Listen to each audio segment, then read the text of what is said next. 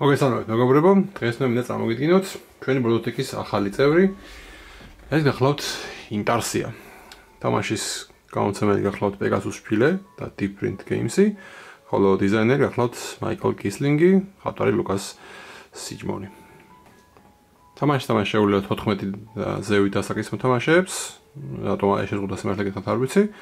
40 წუთიდან საათამდე გრძელდება თლიანი თამაში და 2-დან 4 მოთამაშეს შეუძლია გაერთოს ამ მშვენიერი თამაშით.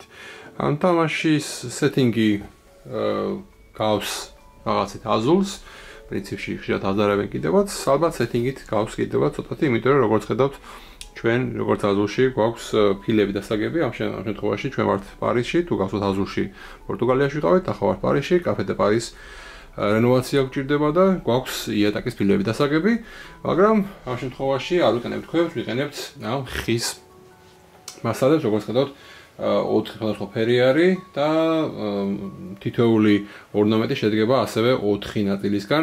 გარე ეკანი, შიდა ფენა, კიდევ უფრო შიდა ფენა და შუაში არის ესეთი თეთრი იდასავით რაღაც ფიგურა.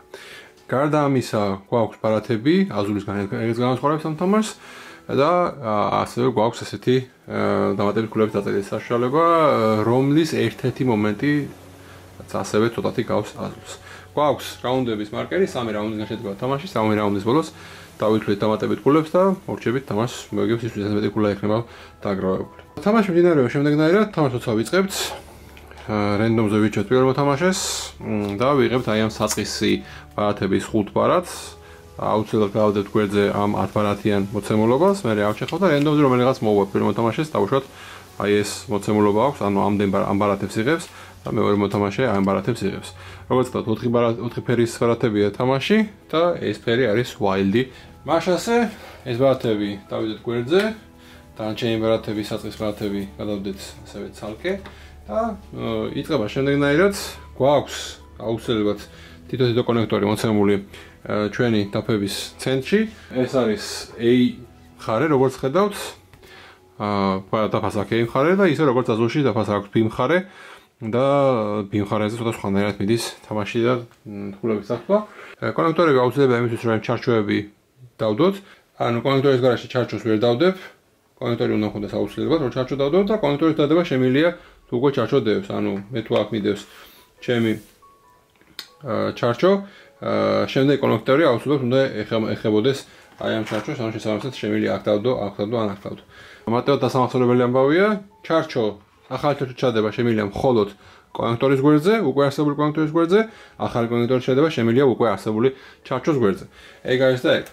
რაც უნდა დავემახსოვროთ, იმისთვის რომ შევიძინოთ რომელიღაცა მასალა, უნდა გადავიხადოთ შესაბამისი უდრომის ბარათები. ჩარჩოები ყოველთვის ღირს 1 ბარათი და ყოველთვის იხდი იმ ფერის ბარათს, რომელიც ფერის ჩარჩოს ყიდვას გინდა. როდესაც ყიდულობ ჩარჩოს, მაგალითად მე ხა ამიყიდე ეს ჩარჩო, გადავიხადე ეს ბარათი, დავაბრუნე უკან, ავიღე ეს ჩარჩო, ჩავდები ერთ-ერთ შესაძლებლობელ ადგილზე და ჩემი სულ ამით დამთავრდა. მეც რაღაც არ ვაკეთებ. მაგრამ ამის შემდეგ თუ მე მინდა რომ ამ ჩარჩოში კიდე ერთი შემდეგი ნაწილი ჩავდო, ასე ვთქვათ, შემდეგი ნაწილი უკვე არის ყველა ერთ და იგივე ფერი, თუმცა მე ამისთვის ვიხდი 2 ბარათს და ეს ბარათის ფერი უნდა ეხამებოდეს იმ ჩარჩოს ფერს, რომელშიც მე ვდებ ამ მეორე ნაწილს. ანუ ამ შემთხვევაში მე გადავიხადე უკვე 2 ნარინჯისფერი ბარათი, ავიღე ეს შიდა ნაწილი და ჩავდე აი აქ. როდესაც მე ვიხდი 1-ზე მეტ ბარათს, ანუ ამ შემთხვევაში გადავიხადე 2 და დავასრულე ჩემი სვლა აქ, მე ვიბრუნებ უკან ერთით ნაკლებ ნებისმიერ სხვა ფერის ბარათს, გარდა Wild-ის. ანუ რას ნიშნავს ეს? მე გადავიხადე 2 ნარინჯისფერი, ჩავსვი, ჩემი სვლა მორჩა და ჩემი სვლის ბოლოს მე დავიბრუნო რახანური გადავიხადე 1 ბარათი უკან, ოღონდ არ უნდა იყოს ნარინჯისფერი და არ უნდა იყოს Wild-ი. მე გადავწყვიტე რომ ავიღო ლურჯი და ამით ჩემი სვლა მორჩა. ნუ მე მოთამაშის სვლას აღარ ვაკეთებ. აი ესე მიდის თამაში მოკლედ. ეხლა ამ შემთხვევაში მე გადავიხადე აგერ 1 ლურჯი, ავიღე ეს ჩარჩო, შემდეგ ისე ჩემი სვლა მოვიდა დავუშვათ, გადავიხადე 2 ლურჯი, სიტყვაზე ვთქვათ.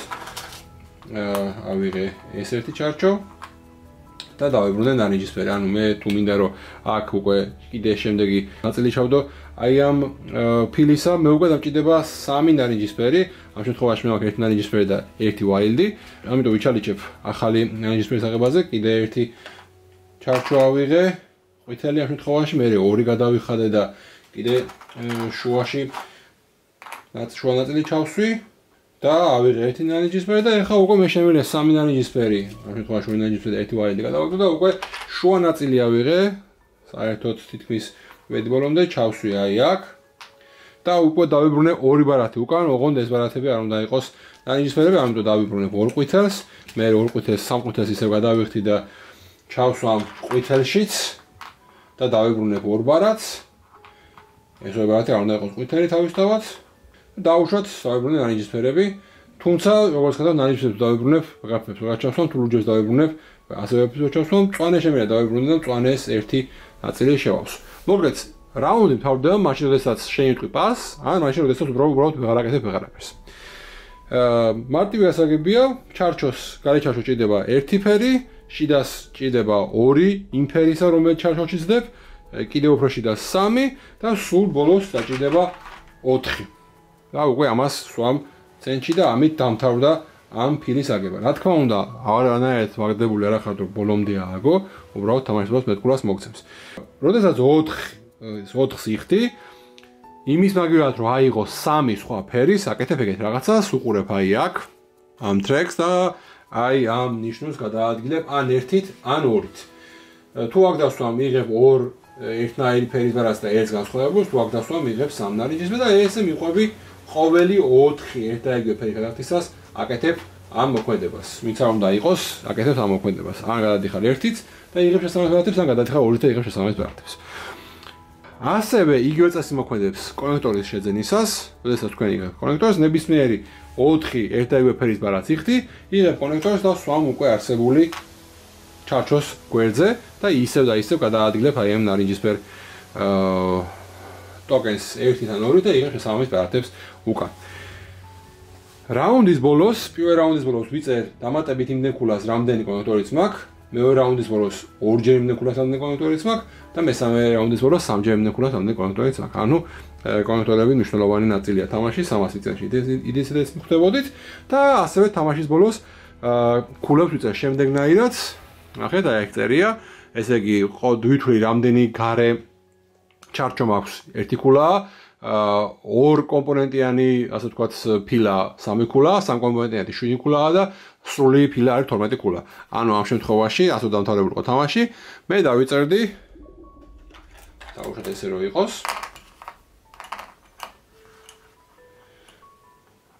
თამაშის ბოლოს მე დავიწერდი 1 ქულა 3-ისთვის, 3 ქულა 3-ისთვის, 7 ქულა 3-ისთვის და 12 ქულა 3-ისთვის.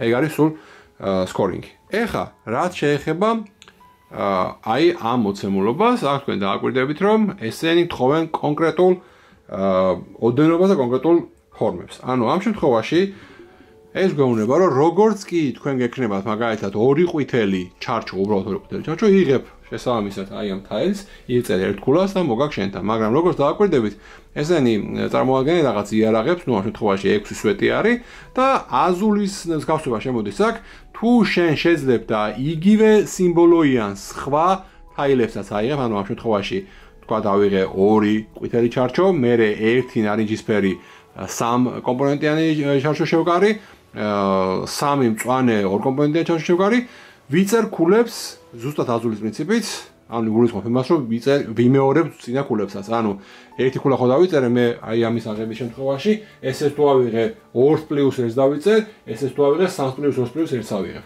ანუ სიმბოლოების სეტის შეკვრის პრინციპი მიდის იდეაში და საკმაოდ შეიძლება გეჩვენოს, რომ მარტივი ასაღებია, მაგრამ რეალურად ყველა ფერის აგროვება გიწევს. შეიძლება ერთ ფერზე ითამაშო, მაგრამ როგორც ხედავ, ერთ ფერს ერთმანეთთან სეტის შეკვრის საშუალება ნაკლებად აქვს. რაუნდის ბოლოს, როცა დაპასავ, ვინც ბოლოს დაპასავს, ის ირჩევს შემდეგ ამ ბარათებიდან ახალ ბარათს, ვიღებთ ახალ ბარათებს, წინა რაუნდიდან შემდეგ რაუნდში შეგვიძლია გადავიტანოთ მაქსიმუმ 3 ბარათი და ეგ არის სულ მთელი თამაში მოკლედ. ესე მიმდინარეობს თამაში, თამაშის ბოლოს 11 ქულა ექნება, ის იმარჯვებს.